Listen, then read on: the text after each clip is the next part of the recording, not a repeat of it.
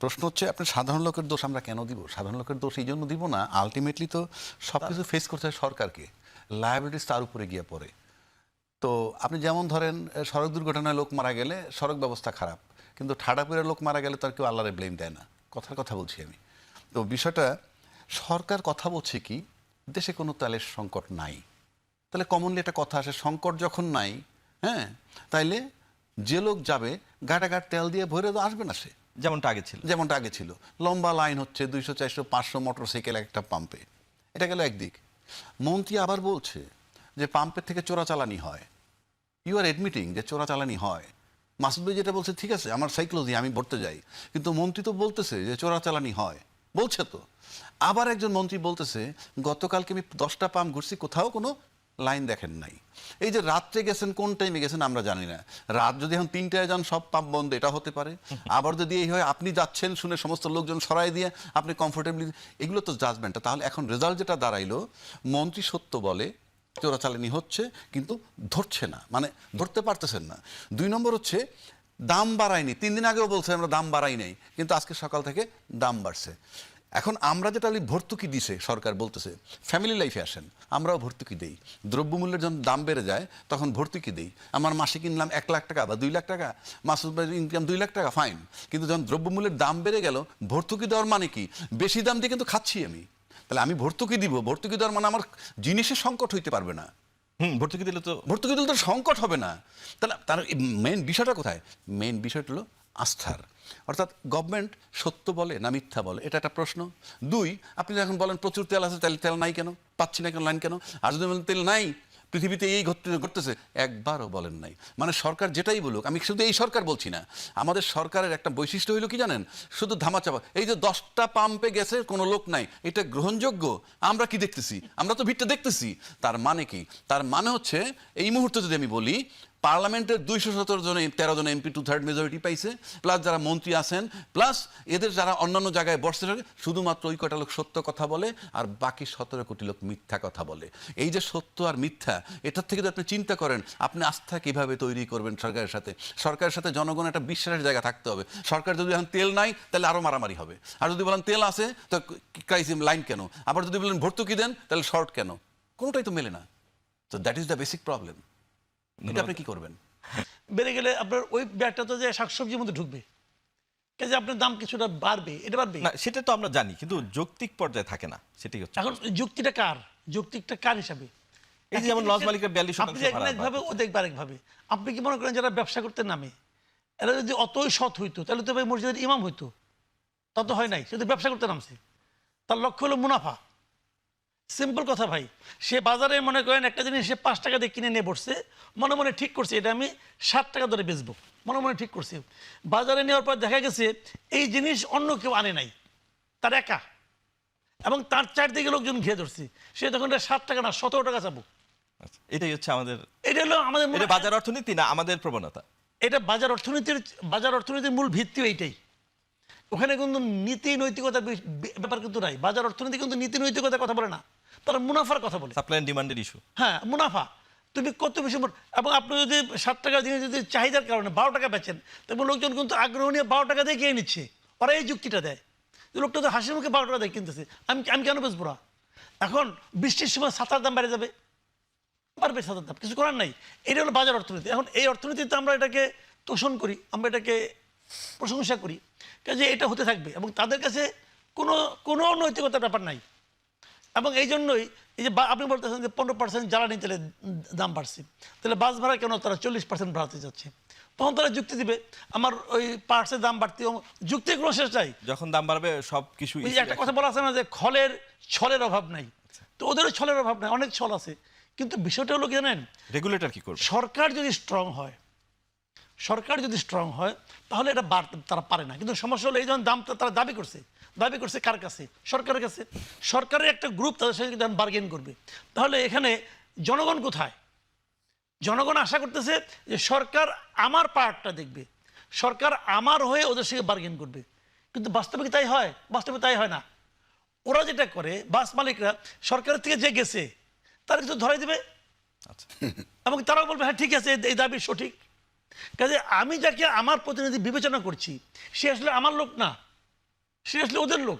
যুগে যুগে এটাই হয়ে আসছে। কাজে এই সমস্ত ক্ষেত্রে হয় কি পাবলিক পিপলস রিপ্রেজেন্টেটিভ থাকা দরকার। আচ্ছা, তারা আমাদের পিপলস রিপ্রেজেন্টেটিভ বলে যে আমরা মন্ত্রী রাখছি একজন, দুজন এমপি রাখছি, তো মন্ত্রী এমপিকে আমার লোক নাকি, ভোট পাওয়ার আগ পর্যন্ত আমার লোক। তারপরে তো এই মালিকদের লোক। আবার দেখা যাবে যে মন্ত্রীকে রাখছে হয়তো সেই মালিক সমিতির সঙ্গে সম্পর্কিত ছিল। তো আমাদের আগে মন্ত্রী ছিল না মির্জা আব্বাস, অতীতে আমরা দেখেছি। মির্জা আব্বাস তো মালিক সমিতির সঙ্গে সম্পর্কিত ছিল, ছিল তো, সবাই ছিল। আমাদের শাহজাহান খান ছিল এর আগে, সেও মানে শ্রমিক ফেডারেশনের সঙ্গে ছিল। কাজেই এগুলো হয় কি সব একদম এলোমেলো হয়ে গেছে, যে কেজের টেবিলের এই পাশে কেজের টেবিলের ওই পাশে, এটা বোঝাই যায় না, তখন এগুলো ঘটতে থাকে। ধন্যবাদ জনাব রাজি। এই একইভাবে যে সাপ্লাই ডিমান্ডের ইস্যুতে সবচেয়ে বেশি সংকটে আছে যারা এলপিজি ব্যবহার করে। গত 18 দিনে 600 টাকা, প্রায় 600 টাকা দাম বেড়েছে এলপিজি সিলিন্ডারের। তো এও কি সম্ভব? মানে আমাদের যেখানে নতুন গ্যাস সংযোগ দেওয়া হচ্ছে না, বেশিরভাগ ব্যবহারকারী এখন এলপিজি মুখী। এলপিজির দাম যেটা বাড়লো, মানে এটা কি আপনি সমর্থন করেন যে 18 দিনের ব্যবধানে 600 টাকা দাম বৃদ্ধি? আচ্ছা আমি বলি, আমি সমর্থন করলে কি আর না করলে কি, বা আপনি বিষয়টা কিভাবে দেখেন? এখানে তো না, ভোক্তার না, আমি অধিকার। বলি আমি সমর্থন করলে কি না করলে কি, বা আমরা সমর্থন করলে কি না করলে কি, প্রথম হইলো আমার প্রতি আপনার শ্রদ্ধাবোধ থাকতে হবে যে জনগণের ডিমান্ড, জনগণের চাওয়াটাকে আমরা সম্মান করব। এই যদি আপনি না করেন তাহলে আমি কি করব? একটু আগে বললাম আস্থার সংকট, বিশ্বাসের সংকট। আপনি প্রতি লিটারে 20 টাকা বাড়া অকটেন, কিন্তু তামাশা না, 1 লিটারে 20 টাকা বাড়া। এখন গভর্নমেন্টের সাথে যদি আস্থা থাকতো জনগণের সাথে, তাহলে 20 টাকা বাড়ালে দেশের জনগণ কিছু মনে করতো না। এখন কেন বললাম কথাটা?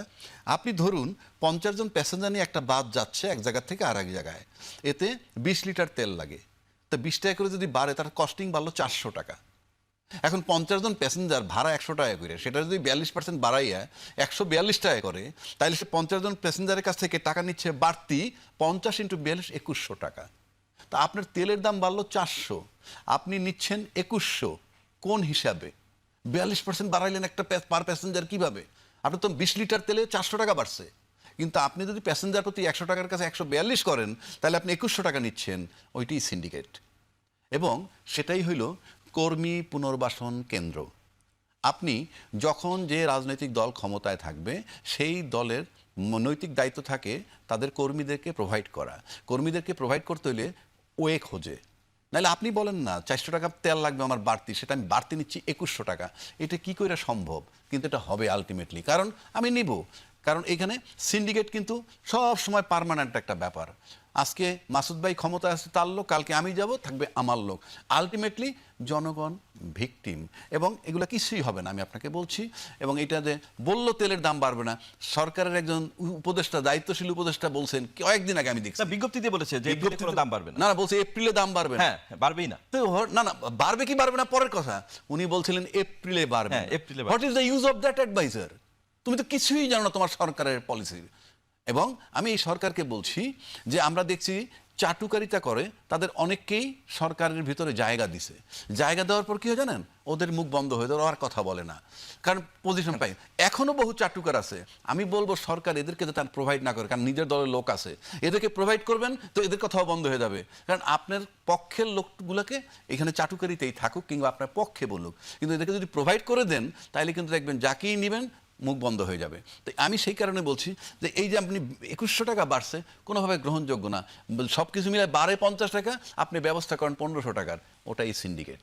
এবং এই সিন্ডিকেট আপনি যত বড় দল তত বেশি সিন্ডিকেট লালন করতে হয়। এই কারণে বাংলাদেশে, এটা দোষ না, বাংলাদেশে 18 কোটি লোকের জায়গা, সেখানে আপনি সরকারি চাকরি কতজনকে দিবেন কিংবা কতজনকে প্রোভাইড করবেন? কারণ দল যত বড়, তাদেরকে যদি প্রোভাইড করতে হয়, এগুলো অ্যালাউ করতে হবে। ইচ্ছে আসলে। সুতরাং আমি একটা কথা বলি, আমরা যে বলতেছি একই আমব্রেলার তলে, বিষয়টা হতে পারে কারণ এই জুলাই অভ্যুত্থানের পরে গুপ্ত শিবির বেরোইছে, তো ছাত্রলীগও গুপ্ত শিবির হয়ে গেছিল, কিংবা শিবির গুপ্ত ছাত্রলীগ হয়ে গেছিল, এই সমস্ত কথাগুলা ছিল। এখন জুলাই আন্দোলন যেটাকে কেন্দ্র করে হয়েছে, সেটা হলো রিমুভাল অফ হাসিনা। এই যে রিমুভাল অফ হাসিনা, এটা কিন্তু তখন সবাই চাইছে। তো টার্নিং পয়েন্টে যারাই কাজ করুক না কেন, এরা সবাই চাইছে। যদি চাইয়া থাকে, তাইলে হাসিনার রিমুভাল হয়ে গেছে। কিন্তু পরবর্তীকালে কি হবে? আমার একটা ভিডিও ফুটেজ মনে আছে, আপনারা বোধহয় দেখছেন, যে মাঠে তখন আর্মিও ছিল, এবং আর্মিরা কিন্তু নাহিদকে নিয়ে উঁচু করে মুভ করছিল। আপনার খেয়াল আছে? দেখছেন সেটা? তার মানে কি, এটা কিন্তু টু সাম এক্সটেন্ট স্বীকৃতি যে জুলাই আন্দোলন যারাই করে থাকুক, 10 বছর ধরে করুক, 15 বছর ধরে করুক, টার্নিং পয়েন্টে এসে যে এরা একটা রোল প্লে করছে এবং আর্মির ঘাড়ের উপরে উঠে তাকে ফুটেজটা এখনও আছে, এটার মানে হচ্ছে টু সাম এক্সটেন্ট স্বীকৃতি দেওয়া। এটা কিন্তু এই যে স্বীকৃতিটা, এটা কিন্তু আপনি খুব সহজে ফেলে দিতে পারবেন না। কারণ বাংলাদেশে রাজনীতিতে একটা আর্মি কিন্তু সবসময় একটা বড় স্টেক হোল্ডার, সেটা পিসফুল পরিস্থিতিতেও এবং টার্মোয়েল সিচুয়েশনও। ওইরকম একটা সিচুয়েশনে তাকে নিয়ে মুভ করার মানে হচ্ছে এটা কিন্তু একটা সিম্বলিক। এখন আসেন মার্চ করা, দিস ইজ নাথিং নিউ। এই যে এবার ইলেকশন হইল, কত দল থেকে নিজের দল থেকে পদত্যাগ করে এসে বড় দলে যোগ দিছে, যোগ দিয়ে বড় দলের নমিনেশন নিয়ে নির্বাচন করছে। হ্যাঁ, আবার দলে আছে কিন্তু এই বড় দলের সমর্থন নিয়ে ওইখানে আবার বড় দল তার প্রার্থী দেয় নাই। This is nothing new. এদের বেলায় কথা হয়, কারণ কি ছোটদেরকে সবাই তিরস্কার করে। আপনি দেখেন যে আমাদের এই যে সে মনে করেন জামাত ইসলামের আমির সাহেব, ওনার বাসায় আমাদের প্রধানমন্ত্রী গেছে না? গেছে তো? গেছে। আচ্ছা, তো সেটা তো আমরা তো মনে করি এটা ভালো, কি ইন্টারাকশনটা বাড়ে। কিন্তু আপনি যান, দেখবেন আপনি ট্যাগ লাগিয়ে দিতে পারে, আপনি জামাতে দিকে। তো বিষয়গুলো আপনাকে ওইভাবে দেখতে হবে। আমরা কিন্তু বিষয়গুলো সিম্পলিফাই করতে পারি না। অর্থাৎ আপনি যেটা করবেন আপনার জন্য হালাল, আমার জন্যে হারাম। আপনি এটা তো ঠিক না। আপনি এই যে বললেন মার্চ করতেছে, এর সাথে মিশতেছে, তো বড় দলে কি হচ্ছে? আপনার তো এত বড় দল, এমন অনেকগুলো নিছেন যারা এমপি হইলেই খুশি, কিন্তু তাকে তারপরে প্রতিমন্ত্রী বানাইতে হয়েছে। এবং এটা কিন্তু দলের ভিতরে অনেক ক্ষোভ লড়াই তৈরি হইতেছে ভিতরে ভিতরে। It is not so easy. আর this is nothing new. March করলি কে না করলি কে, আপনি বড় দল না করতেন তাইলে এক কথা। এবং এই যে মার্চ করতেছে জামাতের A team B team C team, এই জামাতটা নিয়ে তো আপনারা ইয়ে করছেন, মন্ত্রী বানাইছেন। আর এটা দূষণীয় নয়, আপনি যেটা বলতে চান। হ্যাঁ, আরো একটা ইন্টারেস্টিং ব্যাপার আমি আপনাকে বলি, যে আপনি দেখবেন আমরা জামাতকে লাইক করি না, স্বাধীনতা বিরোধী শক্তি সবাই বলতেছি, কিন্তু সে নমিনেশন নিচ্ছে না, লিগ্যাল ফ্রেমে তার নমিনেশন নিচ্ছে না, নেওয়ার পরে পাশ করে বিরোধী দলে বসছে না। সরকারি কোষাগার থেকে তারা বেতন দিবেন না? দিবেন তো? তো সরকারি কোষাগার থেকে বেতন দিবেন, তারা থাকার জন্য বাসা দিবেন, পার্লামেন্টে তার সাথে ডিবেট করবেন, অথচ আপনি একটা ডিবেট রেখে দিতেছেন। মানে কি? এটা কি রাজনৈতিক ডিবেট, মানে প্রহসন, মানে লোক দেখানো? মানে আমি রাজাকার অ্যালাউ করবো না। সে নমিনেশন সাবমিট করে কেমনে এই দেশের শত্রু, অথচ কোষাগার থেকে আপনি বেতনও দিবেন? মানে কি? এটা বললে আপনি রাজাকার। Be logical. আচ্ছা, ধন্যবাদ। রাজাকি ভাইয়ের কথা সূত্র ধরেই আরেকটি প্রসঙ্গ আসছে যে নাহিদ ইসলাম আজকে কিন্তু ছাত্রলীগের কর্মীদেরও তার দলে যোগ দেওয়ার আহ্বান জানিয়েছেন, যদি না তারা ফ্যাসিস্ট কার্যক্রমে জড়িত না হয়। তো এই আহ্বান কি অন্য রাজনৈতিক দলগুলো জানালে, যেহেতু নাহিদরা আন্দোলনের সামনের সারির যোদ্ধা ছিল, হয়তো সেভাবে কথা উঠবে না, কিন্তু এই আহ্বান কি অন্য রাজনৈতিক দলগুলো, বিএনপি বা অন্যরা কেউ জানাতে পারবে? তখন কি হবে? শুনেন, ফ্যাসিস্টের সহযোগী এটার সংজ্ঞাটা কি আসলে? সেটাও তো সংজ্ঞাটা কে নির্ধারণ করবে? সেটাই আমি আওয়ামী লীগ আমলে দেখেছি মুক্তিযুদ্ধের চেতনা, মুক্তিযুদ্ধের চেতনার ধারণকারী যারা, কারা, সংজ্ঞাটা কে নির্ধারণ করছে? আওয়ামী লীগ নির্ধারণ করছে। এবং ওই চেতনার যে পরীক্ষা, সেই পরীক্ষায় জিয়া রহমান পদ উত্তীর্ণ হয় নাই, অথচ জিয়া রহমানকে আওয়ামী লীগের মূল লোক বঙ্গবন্ধু শেখ মুজিবুর রহমান তারা বীরত্তম খেতাব দিয়ে গেছে। এখন তারা বলে যে ওই জিয়া রহমানকে আমরা ওই চেতনার ওই এসিড টেস্টে ফেল করে গেছে, বঙ্গবন্ধু বুঝে নাই, তার দল বুঝে গেছে এই সময়ের। তো ভাই পরীক্ষাটা কে করবে? এই একটা কৌতুক আছে, বুঝছেন, যে এক রাজনৈতিক নেতাকে তার সন্তান পুত্র জিজ্ঞেস করছে, বাবা দেশপ্রেমিক কারা? ওই কি যারা নাকি অন্য দল ত্যাগ করে আমার দলে যোগ দেয় তারা হলো দেশপ্রেমিক। আর দেশদ্রোহী কারা? যারা আমার দল ছেড়ে অন্য দলে যায় তারা হলো দেশদ্রোহী। তো ডেফিনিশন তো চেঞ্জ হচ্ছে। ছাত্রলীগের যে লিডারটা নাগরিক পার্টিতে জয়েন করবে সেই ফ্যাসিবাদের দোষর ছিল না, ওদের দলের মধ্যে আছে। হাসনাত বলেন, সার্জিস বলেন, এরা এক সময় ছাত্রলীগ করতো না? করতো তো। তখন ওরা যখন ছাত্রলীগে আসছে তখন তারা দোষর না। আবার ধরেন আপনার মঞ্জুর আলম চট্টগ্রামের মেয়র ছিল এক সময়, 2009 সালে আওয়ামী লীগ ত্যাগ করছে, ত্যাগ করে বিএনপিতে জয়েন করে মেয়র ইলেকশন করছে, কইরা আওয়ামী লীগের জাদ্রেল মেয়র মহিউদ্দিন চৌধুরীকে হারাইছে। হারানোর পর তারপর যখন সে শেষ হয়ে গেছে, তার মেয়াদ শেষ হওয়ার পরে সে কিছুদিনের জন্য আওয়ামী লীগে জয়েন করছিল, কিন্তু সে আওয়ামী লীগের কোনো কর্মকাণ্ডে তাকে পাওয়া যায় না, মানে তার আওয়ামী লীগ তারা নেয় নাই, পাত্তা দেয়নি আর কি, সে ভেগামন্ডের মতো চুপচাপ ছিল। তারপরে 5ই আগস্টের পরে সে আবার বিএনপিতে আসছে এবং আইসা নিয়ে সে বিএনপির দলমত সব মিলিয়ে, মানে ওখানকার স্থানীয় ঢাকার অমুক তমুক সবাই মিলে তাকে যখন গালাগালি শুরু করলেন এবং যখন তাকে গ্রেপ্তার করতে উপক্রম হলেন, তার পিএসকে ধরে নিয়ে গেলেন, তখন কিন্তু ওই লোকটার প্রতি আমার এক ধরনের কিন্তু মানে আপনার মায়া তৈরি হলো, যে রাষ্ট্রযন্ত্রকের ওই লোকটার বিরুদ্ধে লাগছে। তারেক রহমান কিছু বলছেন, আর উনি এটা বলছেন, বলার কারণে কি তারেক রহমান এটা হয়ে গেছেন? তারেক রহমান কি তারেক রহমানের কতটুকু সম্মান পাওয়ার প্রয়োজন, দেশের মানুষ তাকে কতটুকু সম্মান দেন, এটা তো 12ই ফেব্রুয়ারিতে ডিসিশন হয়ে গেছে রে ভাই। রাশেদ প্রধানের কি অবস্থান ওইটা আমরা ওই নির্বাচনের সময় টের পেয়ে গেছি, তো পাইছি না? তাহলে এতে কি আসে যায়, কি আসে যায়? এখন কোশ্চেনটা হলো কি যে আপনি রাস্তা দিয়ে যাচ্ছেন, এই রাস্তায় 20 জন লোক দাঁড়ায় আছে, 20 জন লোকের মনকে আপনি নিয়ন্ত্রণ করতে পারবেন? রাস্তায় 20টা কুকুর আছে, এখন কুকুর আপনাকে দেখে কেন ঘেউ ঘেউ করলো? এই জন্য কি আপনার সমস্ত লোক যে কুকুরের পেছনে দৌড়াবে নাকি? তার ঘেউ ঘেউ সেটা লোকের সিদ্ধান্ত নেবে, ওই যে ও এইটাই, সমস্যা তো নাই কোনো। এত যে অসহিষ্ণুতা, এই যে অস্থিরতা, এটা কিন্তু প্রমাণ করে যে আপনি সমালোচনা সহ্য। কোথায় আমার দুঃখটা কোথায় জানেন? যখন নাকি রাশেদ প্রধানের বিরুদ্ধে তার বাড়িঘর ভাঙে, অমুক করে তমুক করে যারা করে, তাদের বিরুদ্ধে কোনো ব্যবস্থা নেওয়া হয় না। আচ্ছা, এইটা হলো আমার পয়েন্ট। ধন্যবাদ জনাব রাজিকে। আপনি এই ইস্যুতে মানে বিরোধী মত দল, আমি অবশ্যই মাসুদ কামালের বিষয়টাকে সমর্থন করে বলছি। নাম্বার ওয়ান, যেই শব্দ সে প্রয়োগ করছে কোনোভাবেই অ্যাকসেপ্টেবল না, কোনোভাবে না, আমরা অ্যাকসেপ্ট করি না। আমি ধরে নিলাম সে কমপ্লিট একটা অপরাধ করছে। এখন ফৌজদারি আইনে কোন আইনে সে অপরাধ করছে এটা পুলিশ জানে, যদি করে থাকে। 1, 2, পুলিশ নিজে সুমোটো মামলা করতে পারে নিজে নিজে। 3, প্রধানমন্ত্রী নিজে করতে পারেন, অথবা তার পক্ষেও কেউ করতে পারে। এখন পর্যন্ত একটা এফআইআর হয়েছে?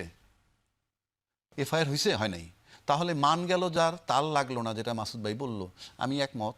2, কাউন্টার যারা গিয়ে তার বাড়ি ঘরে ঢিল মারলেন, এটা মব কিনা? পরিষ্কার মব।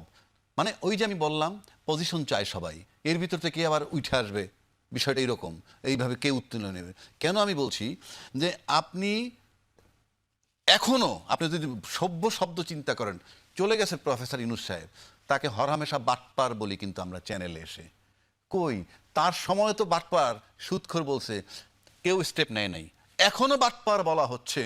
আমি কল্পনা করি সে বাটপার, আমি কল্পনা করি সে সুদখোর, কিন্তু এটা কি আপনি অফেন্স নিয়েছেন? আপনি যে বলছে তার কি অধিকার আছে এটা বলার? কোন লেভেলে সে বলছে?